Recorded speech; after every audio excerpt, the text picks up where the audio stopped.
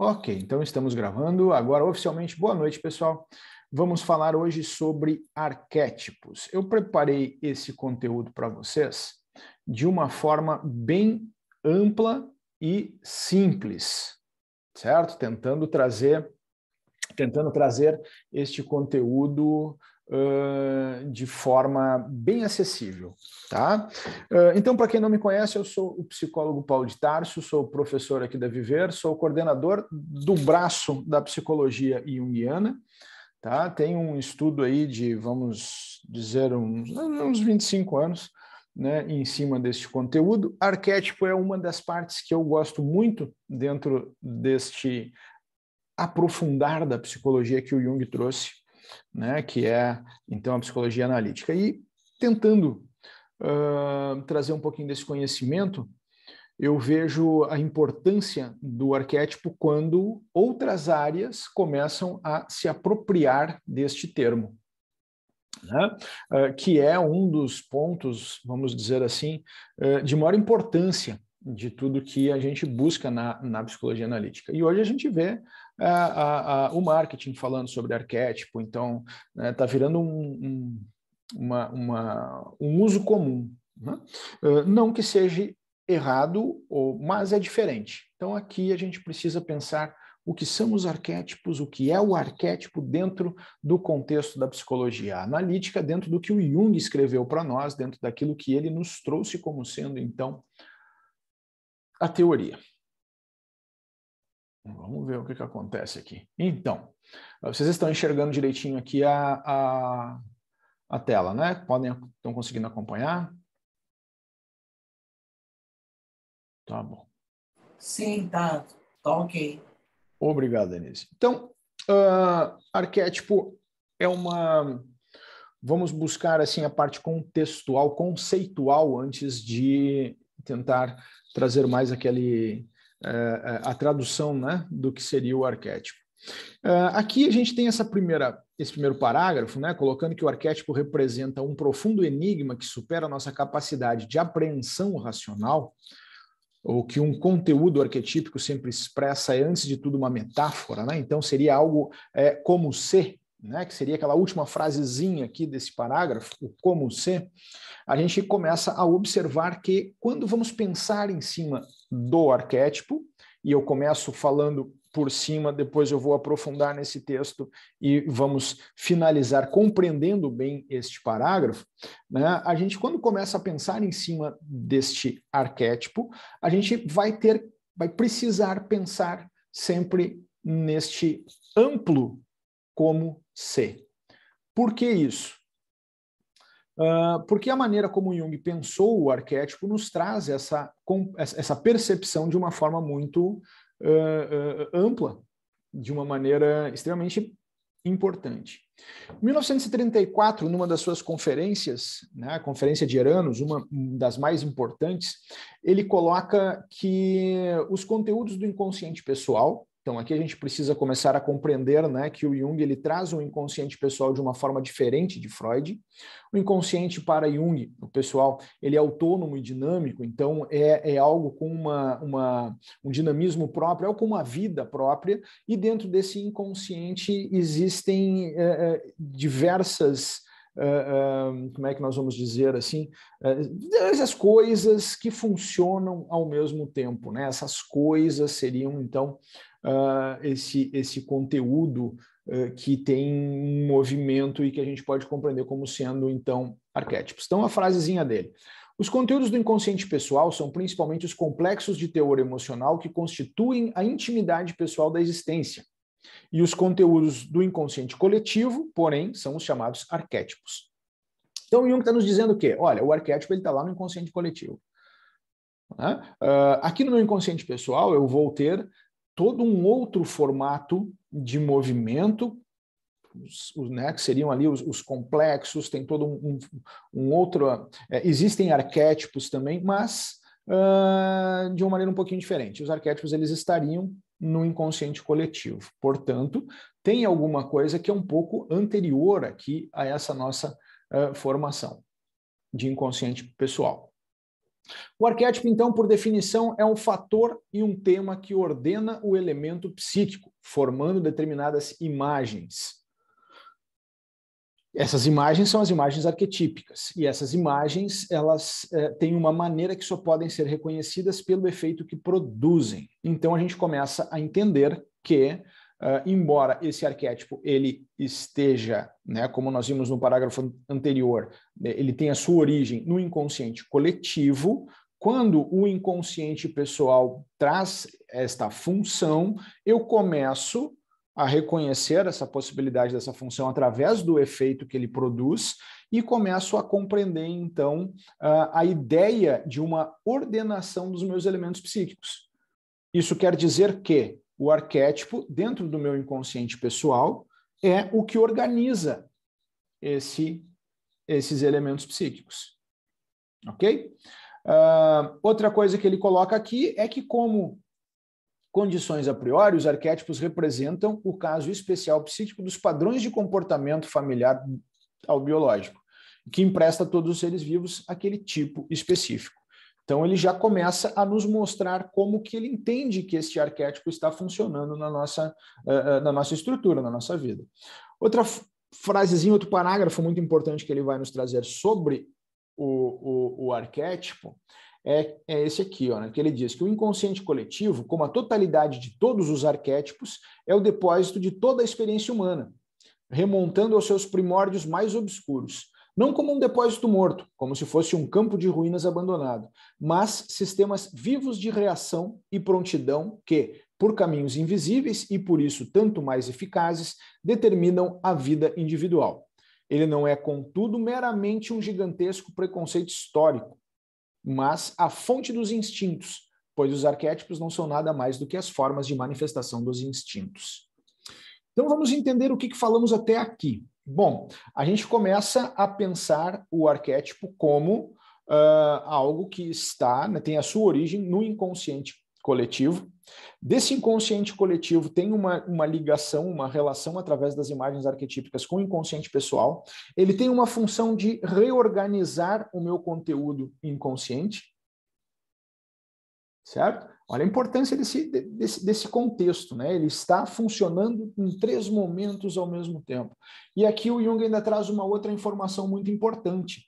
Ele coloca o inconsciente coletivo como uma totalidade de todos os arquétipos, depósito. Aqui ele fala, né, o depósito de toda a experiência humana, remontando os primórdios mais obscuros. Então, quando ele fala isso, eu lembro sempre de uma partezinha do livro Memórias, Sonhos e Reflexões, quando ele fala da escolha dele pela psiquiatria, né, que ele vai dizer que ele lê um livro do Krafft-Ebing, né, onde o Krafft-Ebing está falando sobre a percepção que ele tem de Deus, né? Que ele coloca, então, algo, eu não vou lembrar agora o parágrafo, mas seria algo relacionado com, na minha compreensão, aquele paralelo entre o microcosmos e o macrocosmos. Então, ele coloca que, assim como eu tenho uma representação física do meu self, do meu interior, né, essa minha construção psíquica, ele coloca que Deus também teria. E a gente está dentro deste, né, como se fosse como se Deus, dentro da minha compreensão, como se Deus fosse, então, esse universo inteiro, né, e o inconsciente coletivo fosse o inconsciente dessa outra estrutura e a gente partezinhas dessa estrutura que tem uma relação com o maior, né? E isso fecha um pouco, a minha compreensão observa fechar um pouco com o que está neste parágrafo agora aqui dito, né? O inconsciente coletivo como totalidade de todos os arquétipos é o depósito de toda a experiência humana. Então, tudo que passa pelo inconsciente pessoal de todo mundo que já passou por cima dessa terrinha vai estar contido nesse inconsciente coletivo. Como é que está sendo até agora aqui, pessoal? Estão me acompanhando? Está indo claro ou estou complicando? Cri, cri, cri. E aí, tem alguém aí, né?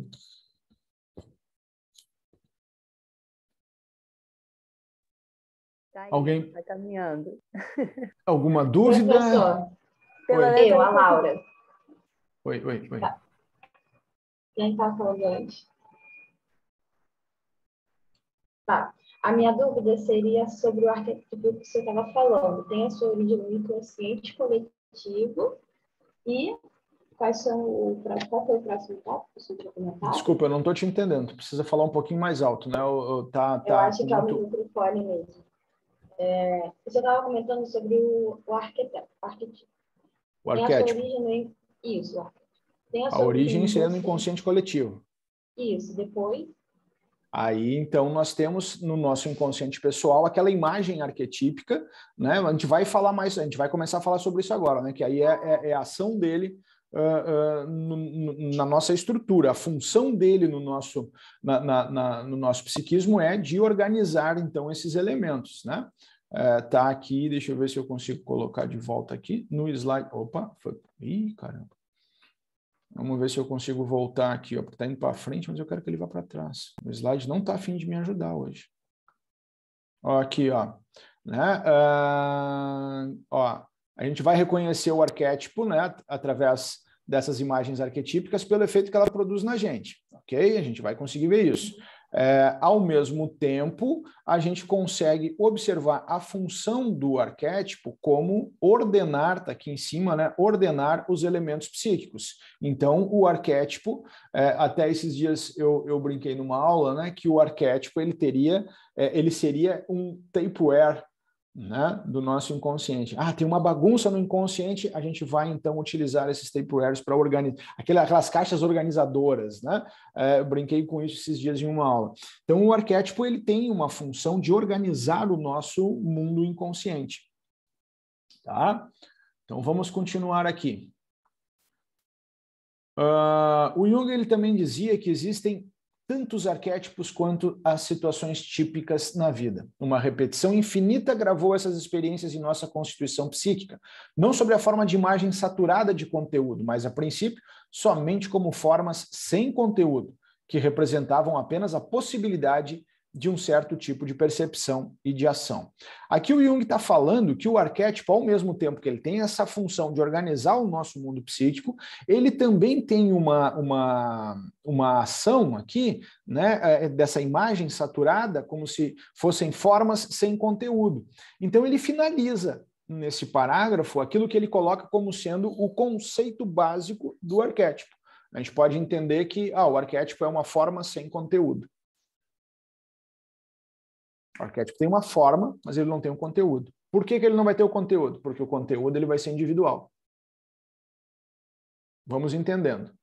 Né? Vamos colocando elementos e vamos entendendo. Vamos fazer essa construção. Tá vendo? Quando a gente observa um ponto de vista histórico sobre o arquétipo, a gente vai buscar já lá no Filo Judeu, um textinho muito antigo, né, que havia, então, o arquétipo, o termo arquétipo, como sendo referência à imagem de Deus no homem. Tá? Irineu, outro cara também muito antigo, ele vai escrever, ele vai falar sobre o arquétipo também, onde ele diz que o Criador do mundo não fez essas coisas diretamente a partir de si mesmo, mas copiou-as de outros arquétipos. Então ele começa a observar essa construção de uma forma sem conteúdo. Tá? Isso também estava em alguns textos, né, muito antigos, né? A gente tem aqui o Dionis, né, que é esse cidadão aí do retrato, que também um cara lá, né, início da Idade Média, ele vai falar que Deus, então, tem uma denominação de luz arquetípica. Ele utiliza outro termo que seria, né, os arquétipos materiais, então, o nome divino. Então, se utiliza muito esse termo arquétipo para retratar também elementos que eram colocados como divinos, como essa construção do divino. Tá? E aí a gente começa a entender por que o Jung coloca isso, então, no inconsciente coletivo. Porque isso permeia a nossa história. A gente vai encontrar, daqui a pouquinho eu acho que fala aqui, referência do arquétipo em Platão. A gente encontra nos filósofos gregos, a gente encontra aqui nos dois autores que falamos antes, que são medievais, a gente vai encontrar, né, em vários momentos. Então, quando a gente começa a encontrar algo em vários pontos da história da humanidade, o Jung dizia que porque estão nesse inconsciente coletivo. E aí a gente volta lá naquele slide aqui, ó. Inconsciente coletivo, como totalidade de todos os arquétipos, é o depósito de toda a experiência humana. Então, tudo que tem uma relação que acontece em vários lugares ao mesmo tempo está nessa camada mais profunda da psique humana, né, que teria essa ligação com o inconsciente coletivo, seria o inconsciente coletivo. Inconsciente coletivo constituído pelos materiais que foram herdados da humanidade, então tem toda essa história da humanidade. É nele, no inconsciente coletivo, que residem os traços funcionais, tais como imagens virtuais que seriam comuns a todos os seres humanos. O que são imagens comuns a todos os seres humanos? São aquelas imagens arquetípicas. São situações que utilizamos para conseguir, de repente, expressar alguma coisa, de alguma forma de expressar, seria uma expressão do inconsciente que eu estou me referindo, aonde nós pegamos aquela forma sem conteúdo, colocamos o nosso conteúdo pessoal e aí temos um resultado interessante que seria aquela percepção que a gente pode ter sobre os elementos dos arquétipos. Então, a gente começa a observar isso de uma maneira clara, por exemplo, nos contos de fada, nos mitos, nos contos de fada, ou podemos trazer algo para, né, um momento mais atual, nos filmes, nos livros, né, na literatura, não apenas, mas com muito mais facilidade. A gente pode encontrar, por exemplo, nos contos de fadas. Quais são os elementos comuns nos contos de fadas, pessoal? O que nós temos? Quais são os contos de fadas que vocês conhecem? As princesas. Ok, a princesa. O que você observa nas princesas? Que elas procuram amor, a perfeição. Certo. E tem alguma coisa que tu vê assim comum com as pessoas? Sempre procurando a felicidade, né? As pessoas estão sempre à procura da felicidade, do que é ok. perfeito. E as princesas, elas vão de boa, não tem dificuldade nenhuma? Muita dificuldade para conseguir alcançar. E na vida a gente tem dificuldade? Sempre. Né? Aí a gente começa a encontrar os elementos, por exemplo, tem aquele cara, se a gente pegar um conto mais Disney, assim, por exemplo, né? Vai ter o cara aquele que vem no cavalo branco, vai ter o vilão, vai ter briga, né? O mocinho vai perder, aí depois ele vai lá, ele ganha, e aí no final viveram felizes para sempre, não é assim? Isso. Isso é uma construção arquetípica.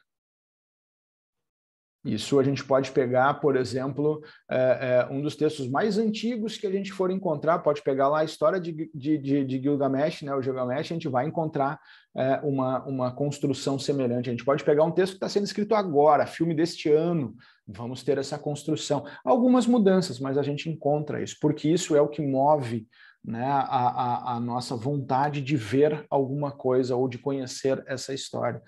Se a gente não tivesse todo como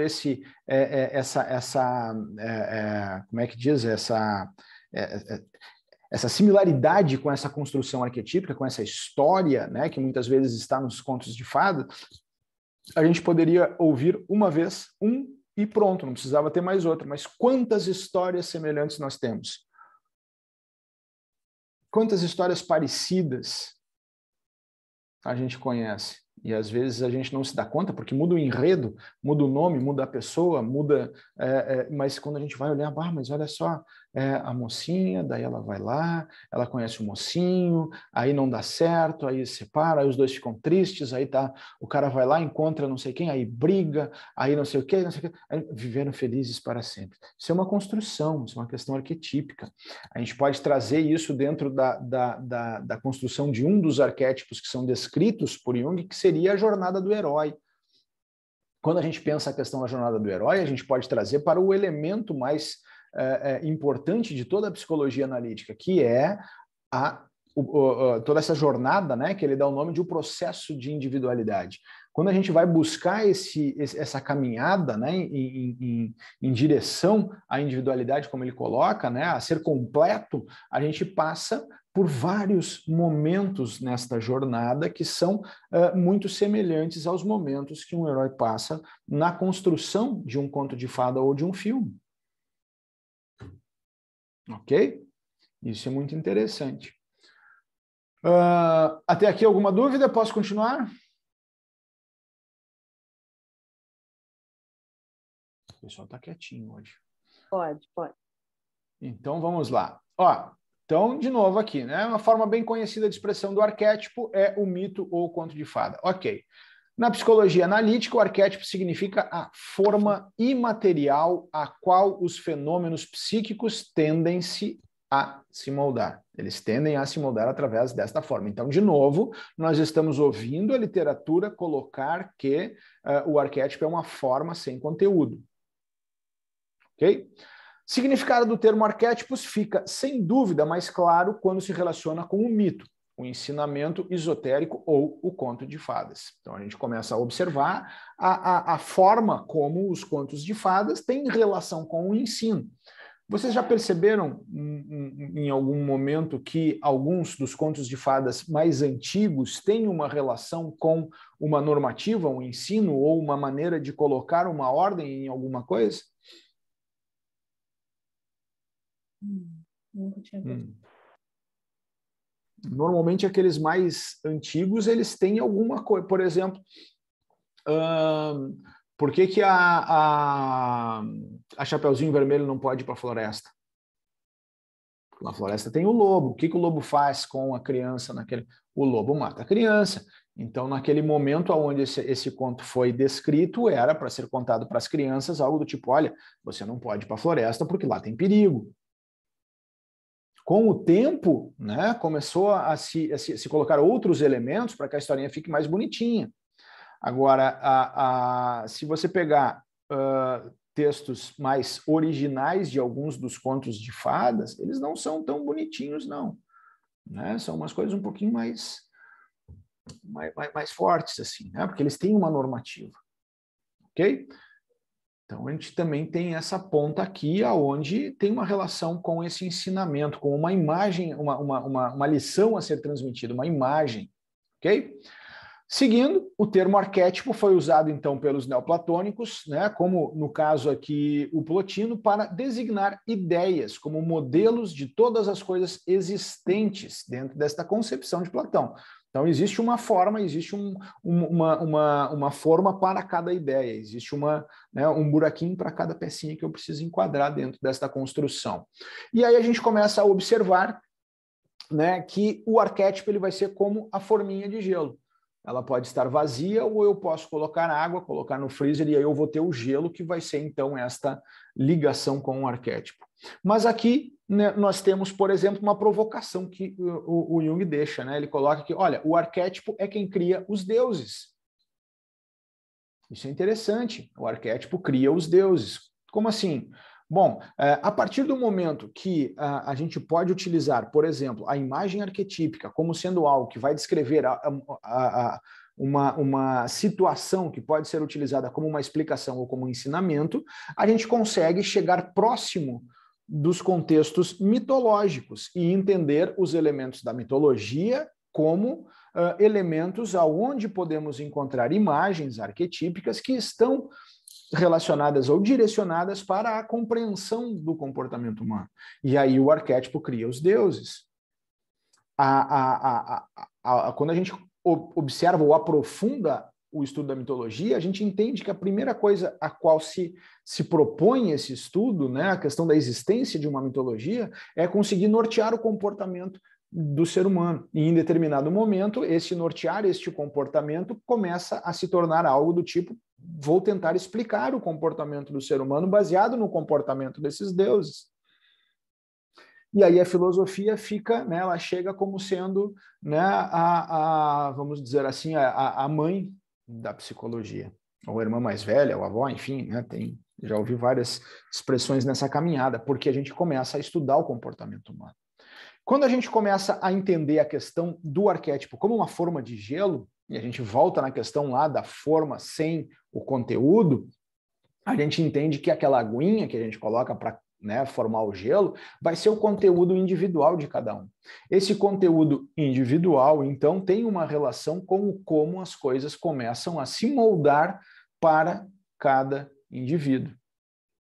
ok? E aí a gente começa a compreender alguns outros elementos. Então, por exemplo, no próximo parágrafo aqui, a gente tem uma compreensão de maneira mais ampla, que se torna, inclusive, uma provocação com o pessoal aí, né, que está utilizando, como eu falei no início, né, a turma do marketing utilizando o termo aqui do arquétipo, né, porque eles trazem, sua marca precisa usar o arquétipo de Cleópatra, você precisa usar o arquétipo de não sei quem. A gente não usa conscientemente um arquétipo. Então, olha esse parágrafo ali, ó. Não há, portanto, o arquétipo de Maria, nem da Pachamama, nem de Ísis, nem de Lakshmi, né, nem da deusa, nem da imperatriz do tarô. Há o arquétipo universal da Grande Mãe, que é um arquétipo, né, que fala do feminino, arquétipo da Grande Mãe.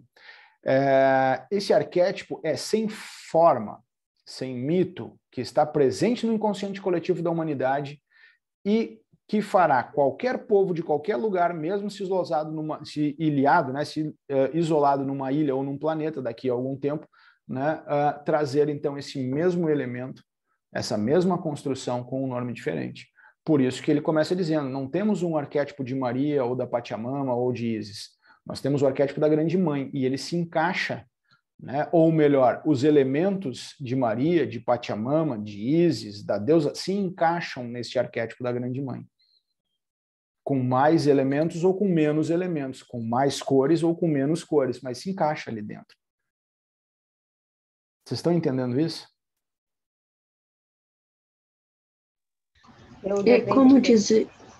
É como dizer que o arquétipo tem uma característica e essa... Não sei se é essa palavra, mas que ele... não sei agora. Tá, mas é como se ele pudesse explicar várias... não sei se é imagem, não sei, mas... Olha só. Estou pensando aqui como se... Tá, eu vou usar outro exemplo. Eu vou usar outro exemplo. Isso aqui é um arquétipo. Ok? Isso aqui é um arquétipo. Uma forma sem conteúdo. Sem conteúdo, né? Ó, é uma forma sem conteúdo. Perfeito? Não tem conteúdo aqui dentro, tá vazio. Isso é uma caneca. É uma caneca que tem um símbolo. Que símbolo é esse aqui? A psicologia. Psicologia, legal, bom, o pessoal sabe. Aí assim, ó, olha só que coisa interessante. Eu vou fazer uma brincadeira aqui, mas talvez para vocês entenderem fique mais fácil, certo?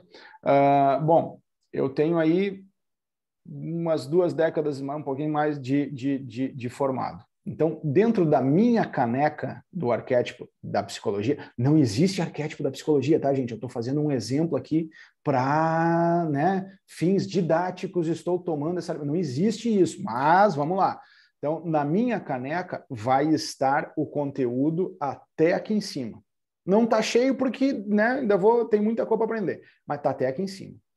A Denise, que é aluna do curso de pós-graduação aqui em Psicologia Analítica, tem quanto tempo de formada, Denise? Desde 90. Ó, já tem mais tempo que eu. A caneca dela está mais cheia que a minha. Ela está aqui em cima, né? Agora a gente pega ali, tem gente que está estudando. O Igor estava aqui antes, saiu, né? O Igor é formado há pouco tempo, foi meu aluno. A caneca dele está mais aqui embaixo. Tem alguém ali que falou que estava na 5ª fase. A caneca está um pouquinho mais para baixo ainda. Mas todo mundo está usando a mesma caneca da psicologia. Vocês entendem isso? O arquétipo funciona assim. A gente pega algo sem conteúdo, mas com alguma eu não vou usar a palavra característica, porque não é exatamente isso, né? Mas é uma forma. Então, no caso aqui, seria a forma do psicólogo, e eu começo a colocar coisa aqui para dentro. Certo? Eu começo a colocar coisa aqui para dentro, meu conhecimento. Então, eu já trabalhei com tal coisa, pum, vai lá. Já trabalhei com tal coisa, pum, vai lá. Né? E vai enchendo a caneca. E nessa jornada a gente pode fazer muita coisa, né, Denise? A gente começa com um negócio, quando vê, já fez milhões de coisas diferentes. Né? Então, a gente vai colocando coisa aqui dentro. E aí vai trazer aquela característica dessa caneca para o sujeito. Então, a minha caneca vai ter a mesma roupa, o mesmo nome, tudo certinho, mas ela vai ter o meu conteúdo individual. A caneca da Denise vai ser a mesma caneca, mas dentro é o conteúdo dela. Por isso que o Jung observou que essa caneca ela serve para organizar o meu conteúdo psíquico.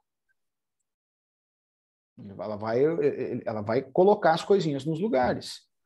Tá? Por exemplo, a gente sabe, né, da função do arquétipo do herói, por exemplo.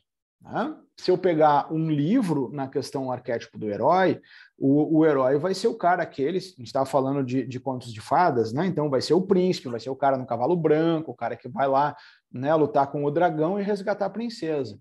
Tá bom. Mas e na vida real? Bom, de repente eu posso estar fazendo uma análise de um sujeito que resolveu prestar concurso para ser policial civil. Ele é um cara que gosta de esportes radicais, gosta de lutas, né? É muito disciplinado, gosta de salvar as pessoas, de lutar pelo bem das pessoas. Pô, é o arquétipo do herói ele está usando. E tem um outro que, de repente, ele quis ser bombeiro.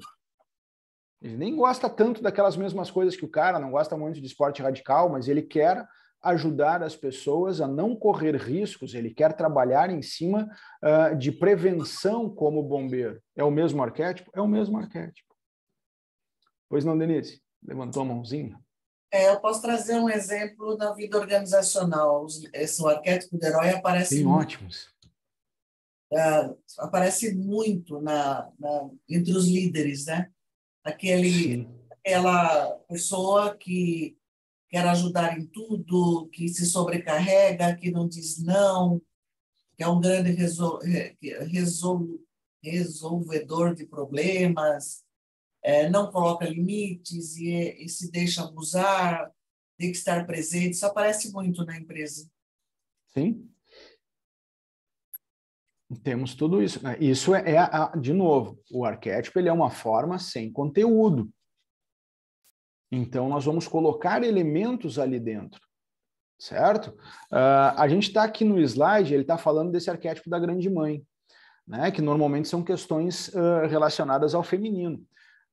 Como é que ficaria, de repente, onde poderíamos observar o arquétipo da grande mãe em um homem?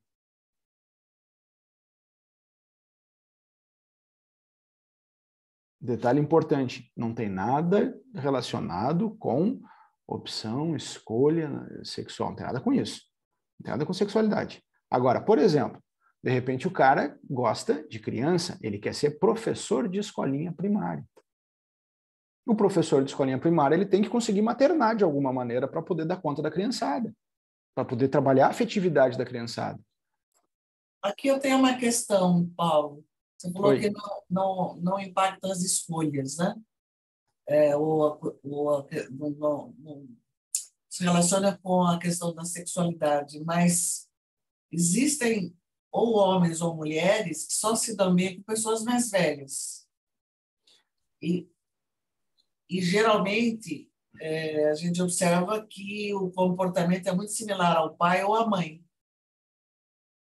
Tá, mas aí a gente sai da questão arquetípica, embora vamos estar falando de um outro arquétipo, que é o tal do Édipo, né? Mas aí a gente sai um pouco desta construção e entra numa outra, porque aí nós vamos estar falando da função que o Jung coloca como sendo apenas mais um arquétipo, né? O Jung tira o Édipo da sua função central que a psicanálise coloca, e aí a gente vai entrar numa outra, outra coisa, e aí nós vamos voltar para a psicanálise, entende? Porque aí é a mesma construção psicanalítica que ele observa. Pois não, Érica? Então, quer dizer, o arquétipo da grande mãe serve tanto para a mulher quanto a gente vai encontrar tanto na mulher quanto no homem, como ela também esqueci agora eu não tenho, como a Denise falou também, que no organizacional o arquétipo do herói, ele sim é aquele que acaba se sobrecarregando, que também acontece na mulher também. Sim. Tu já viu que existe polícia feminina? Uhum. Sim. Por isso que eu perguntei. Então, ele se encaixa tanto no homem, não quer dizer que seja só. O homem tem que ser o herói e a mulher tem que ser a grande mãe. Não. A Mulher Maravilha A simboliza. Mulher Maravilha está aí para nos mostrar isso. Né? Agora, aí entra uma questão cultural, tá? Porque se tu procurar, tu vai ver que existem histórias muito interessantes na Primeira e na Segunda Guerra Mundial de mulheres que foram cruciais para determinados momentos em batalhas. Porque eu achava assim, porque eu estava pensando assim, o arquétipo da Mulher Maravilha era uma coisa... Não, calma lá. O arquétipo do super... Era assim, não cada existe um isso. tinha. Não. Tu vai encontrar isso, tá? Tem um pessoal que, de repente, para conseguir... a minha concepção, a minha visão de quem estuda isso já há umas 2 décadas, a minha visão tu vai encontrar isso. Porque, de repente, alguém lá teve uma ideia, vou escrever um livro sobre isso que eu estou a fim de vender livro. Vou inventar moda. Mas se tu olhar aquilo que ele vai descrever, tu vai voltar aqui no original. Sim, entendi. Entende? Tu vai ver, tem uma turma que inventa moda até não poder mais. Agora, quando tu vem na fonte, quando tu vai no Jung mesmo, que tu vai olhar o que ele falou sobre isso, tu vai ver que não precisa inventar tanta moda. Que aí, na verdade, se está falando de uma imagem. E aí, na verdade, a gente volta lá naquele primeiro slide. Como ser. Foi aí que eu entendi. Eu tinha muita dificuldade com entender o arquétipo justamente por isso, porque as pessoas, quando eu vejo aí as lives, eles colocam muita coisa sobre arquétipo da Mulher Maravilha, arquétipo de não sei o quê. Quando começou assim, tu pode sair, porque não é esse o caminho. Né? Inclusive, olha só, essa questão do arquétipo como isso ou como aquilo está tão atrapalhada hoje que esses dias, dando uma zapiada aí no que estava acontecendo nesse mundo de lives, tinha um cidadão falando sobre economia e ele dizendo que o sujeito deveria tomar muito cuidado para não incorporar o arquétipo do tio Patinhas. Aí ele acabou essa frase, eu desliguei, né? Eu digo, não, doeu, né? Doeu, magoei, vamos embora. Né? Porque não existe isso. Não tem nem como fazer uma relação. Entende? Não deu. Tá? Então, isso é um ponto que a gente precisa observar. O arquétipo, Jung deixou ele muito simples. Um monte de gente complicou depois, mas é simples. O arquétipo tem, entre tantas funções, uma que é extremamente importante é a de organizar o nosso mundo psíquico. Então, como que de repente, fulano está com o arquétipo da Mulher Maravilha. Tá, mas isso está organizando o que aqui dentro? Está servindo a que isso? O fulano está com o arquétipo do super-homem. Quer dizer o quê? Ele botou a cueca para fora da calça e saiu tentando voar? Entende? Ou, de repente, estes ambos estão relacionados com os elementos do arquétipo do herói. Ou, de repente, nem isso, mas com a jornada do herói. De repente, eu estou observando essa jornada, que teria, como eu falei anteriormente, né, uma similaridade com o processo de individuação, e já não estou mais conseguindo observar o que é o que aqui. Então, a gente tem que cuidar muito. Entende? Porque vamos lembrar o seguinte, né? Quando o Jung ele se distancia da psicanálise, ele ganha um apelido, né, que seria uma chacota, mas um apelido correto, que é a psicanálise profunda. O Jung aprofundou os conceitos todos que o Freud trouxe, né? E ele continuou, principalmente essa construção de inconsciente pessoal e inconsciente coletivo, que se eu não entender o que é o inconsciente pessoal e o que é o inconsciente coletivo, eu não vou entender o que é um arquétipo ou como que ele funciona. Se eu não sei, por exemplo, Érica, tu é da onde, Érica? Desculpa. Do Rio. Sou do Rio de Janeiro. É do Rio, tá. Olha só, eu sou do Rio Grande do Sul. Se eu não entendo o que é o Rio de Janeiro, como é que eu vou querer entender quem mora no Rio de Janeiro? Correto? Correto. Fica difícil. Né? Como é que eu vou entender uma criatura que quando está com 20 graus está morrendo de frio se 20 graus é calor? falando. Não é? Tem coisas, a gente está no mesmo país, mas são coisas tão diferentes que às vezes a gente consegue usar isso como um exemplo. Então eu preciso entender essa situação, eu preciso entender onde é que está essa turma. Ah, está no inconsciente coletivo. Ok, beleza, mas eles vêm aqui, é como se o inconsciente coletivo fosse uma grande prateleira, eu vou lá, eu pego aquela parte que eu preciso e eu coloco aqui no pessoal. Então eu uso no meu inconsciente pessoal, entende? Estou falando de maneira, né, a simplificar o contexto. Então eu uso aqui no meu inconsciente pessoal, tudo de maneira muito inconsciente, porque se está no inconsciente eu não tenho acesso, aquilo que o Jung disse que está lá no inconsciente coletivo. Ah, mas se está no inconsciente coletivo, eu trouxe para cá, saiu de lá? Não, lá continua, porque a Érica lá no Rio de Janeiro pode usar, a Denise lá em São Paulo pode usar, né? O outro lá no outro lado do mundo pode estar usando, vai se manter nesse formato. Ele vai continuar lá. Entende? Tá, eu entendi. Que é tudo, como você falou no início, né? Que é tudo organizado em caixas, né? Tudo organizado em caixa. A gente vai colocando essa bagunça aqui dentro. E por isso que quando a gente fala que foi algo aprofundado, vamos entender assim, aqui a gente observa, o Jung fala que o arquétipo ele tem aqui uma função de organizar esse nosso mundo psíquico. Tá bom, essa é uma função, ok. Tá, mas vem cá, mas o Freud não dizia que quem faz isso é o sonho? Ah, mas o Jung aprofundou, cara, o Jung aprofundou. O Jung está dizendo que, de repente, no sonho estão aparecendo imagens arquetípicas. Ai, meu Deus, agora deu nó. Então, o sonho pode ter imagem arquetípica? Pode.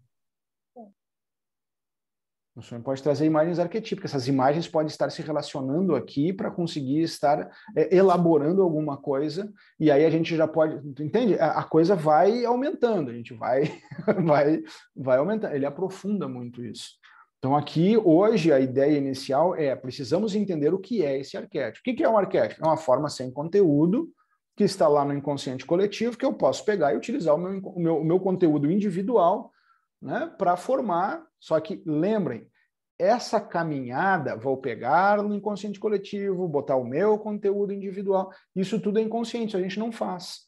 Então, não existe aquela coisa que a gente tem visto muito, que eu tenho visto muito na internet, que é algo do tipo, agora eu preciso para poder ser... Isso eu vi sobre... Tu falou na questão da área organizacional, Denise, eu li isso esses dias, né, que a figura estava dizendo que fulana de tal, para ser uma boa profissional, deveria, então, incorporar o arquétipo de Cleópatra.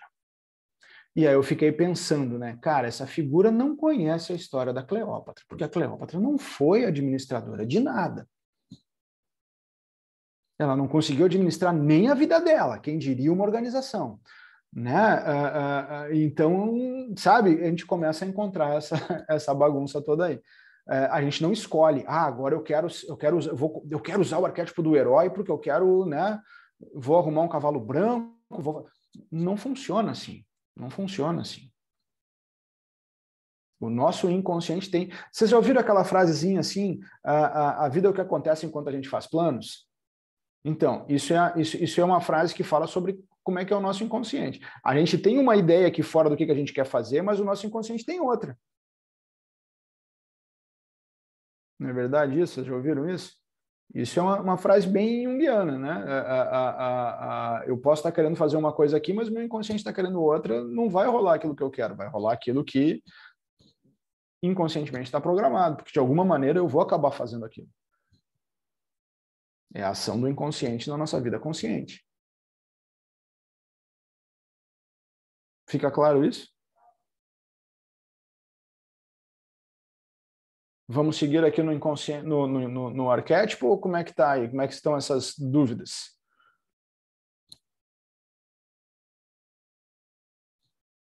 Me deem um feedback para mim saber quanto mais posso aprofundar. Como estamos?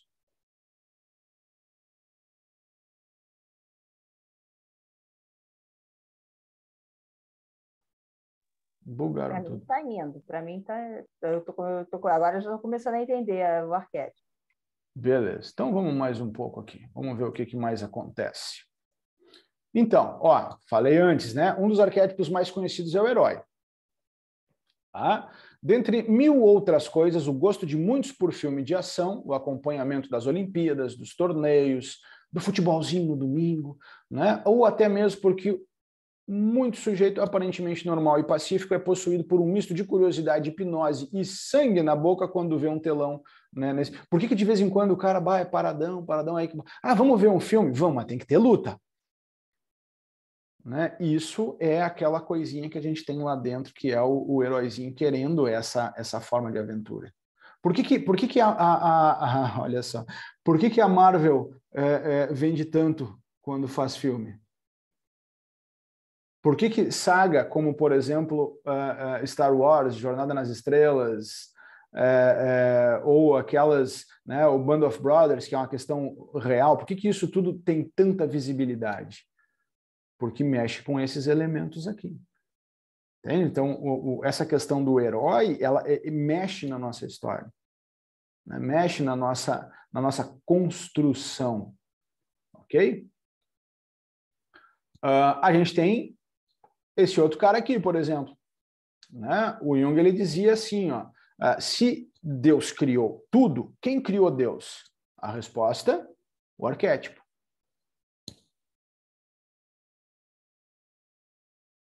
Isso é uma provocação bacana. Vamos pensar aqui, ó, por favor, né?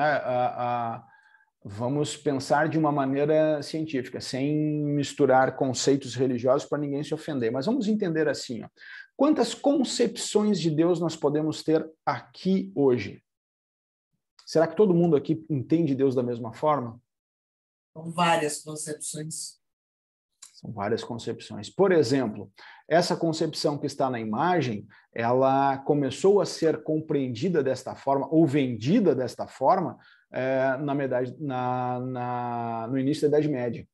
Até então não era assim que era visto, não se tinha exatamente uma forma, né? Existem várias colocações da Idade Antiga, onde a construção de Deus está relacionada, né, ou com alguma questão bem mitológica, né, como as construções dos deuses mitológicos, ou com questões circulares. Né? E aí, daqui a pouco, ali, né, um dos primeiros papas que falou lá para o cara, olha, pinta Deus aí como sendo, né, barbinha branca, uma feição mais europeia, né? E aí nós temos, então, hoje uma construção da imagem de Deus e de Jesus Cristo dentro desta construção que é ali do início da Idade Média, né? Eu não lembro exatamente de que ano que foi feito isso, mas com esse traço europeu, que está aí até hoje. Né? Então a gente começa a pegar esse formato. E tem mais, né? Se fosse essa questão, se fosse Deus, ele não teria forma, porque senão ele exclui várias partes da humanidade. Pois então, tem mais isso, né? Mas aí entra aquela coisa, né? Aqui é aquela parte da representação. E aí a representação de um arquétipo é o quê? Uma imagem arquetípica. E a imagem, ela ainda tem aquela relação com o símbolo, né? Então, o símbolo, muitas vezes, a gente não precisa de uma explicação para saber o que é. Mas isso daí já é outra aula para a gente ficar mais uma hora falando só sobre símbolos, né? Mas rapidão assim, em qualquer lugar do mundo que a gente for, se a gente vê aquele M amarelo grandão, o que é? McDonald's. Olha aí, ó, tá vendo? Então, viu um M grandão, tu já sabe, ó, ali dá para entrar e pedir um Big Mac e uma Coca. Né? Em qualquer lugar do mundo. Já não fico com fome. Né? Entende? Isso tem essa construção. Né? E aí a gente começa a pegar toda essa parte mais relacionada com o que está sendo dito, né? O que está sendo mostrado através dessa imagem. Por isso que o Jung coloca, né? Dentro dessa provocação aqui bem junguiana, né? A gente coloca essa ideia de, e aí, se Deus cria tudo, quem criou Deus? O Jung começa a se fazer essas perguntas, essa frase aqui não é dele, mas ele começa a se fazer essas perguntas ainda criança, gente. Né? Quando a gente lê de novo, né, livrinho bacana aqui, a minha versão é antiga, né, fica aqui a dica, ó, Memórias, Sonhos e Reflexões. Quando a gente começa a observar a história do Jung, a gente vê que ele se questiona sobre essa pergunta, se Deus criou tudo, quem criou Deus, ainda criança. Né? E aí entra essa questão de resposta dentro da construção do arquétipo. Não é um arquétipo.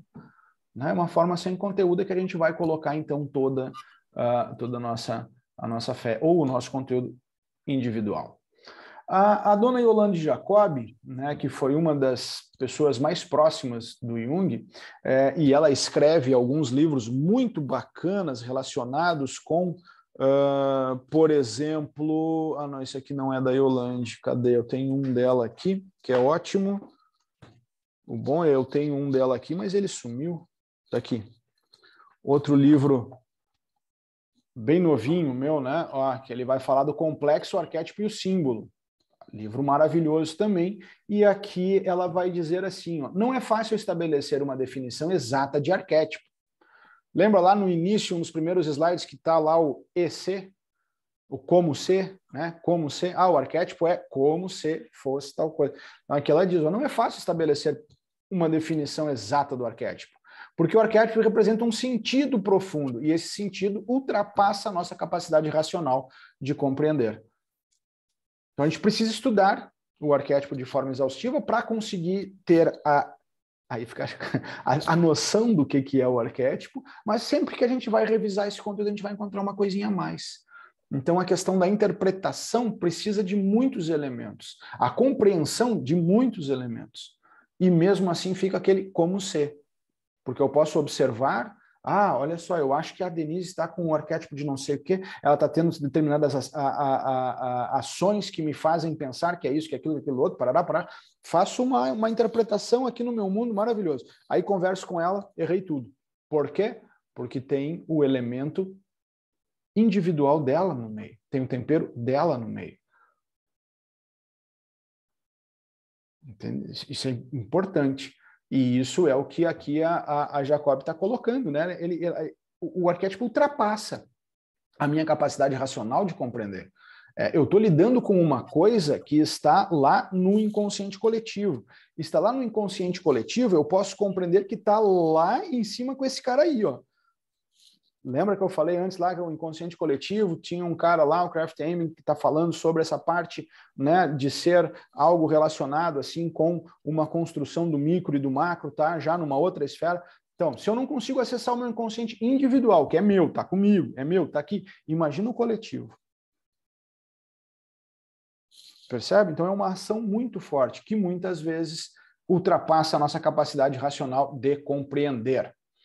A gente observa, falei para vocês, né, que muitas vezes dentro das construções ou das falas das pessoas, eles trazem vários arquétipos e um monte de bagunça, mas nós temos arquétipos que são os principais, que são os que fazem parte, então, desta caminhada no processo de individuação, que vai ser a persona, a sombra, ânima e ânimos, e depois o self. Aí a gente pode começar a buscar as construções dos complexos, alguns outros elementos a gente pode compreender, como, por exemplo, lá o complexo de Édipo, que também é um arquétipo, e entre outros elementos. Mas essa turma aí que funciona dentro do nosso mundo inconsciente são compreendidas todas como arquétipos. Como é que tá? Vocês estão tudo muito quietinho. Prestando atenção, aprendendo. Aprendendo é bom, aprendendo é bom. Mas estamos compreendendo? Dentro de uma concepção de arquétipo, de uma maneira a explicar o que é o arquétipo e a provocar esta reação de pensar sobre este elemento, o que a gente tinha para falar é até aqui. Daqui a gente começa a aprofundar, porque a gente teria que entrar em cada um desses elementos. Então é mais interessante voltar umas casinhas e compreender de novo essa parte conceitual do que continuar aprofundando. Por isso eu deixo aberto agora para perguntas e aprofundamento do que vimos até o momento. Então, eu posso dizer que arquétipo é uma forma vazia que contém conteúdos pessoais. Eu trocaria a palavra contém por pode conter. Pode conter. Porque Então, né, aí... tu vai colocar o teu conteúdo individual, do inconsciente individual. Paulo, eu vou sair, estou terminando de ler a 4ª conferência para amanhã cedo, tá Para bom? amanhã de manhã, tá certo. Mas acrescentou na última aula?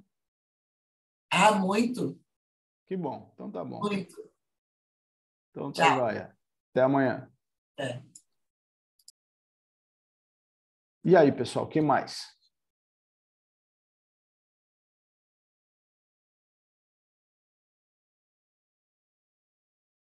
Sem questões? Sem dúvidas?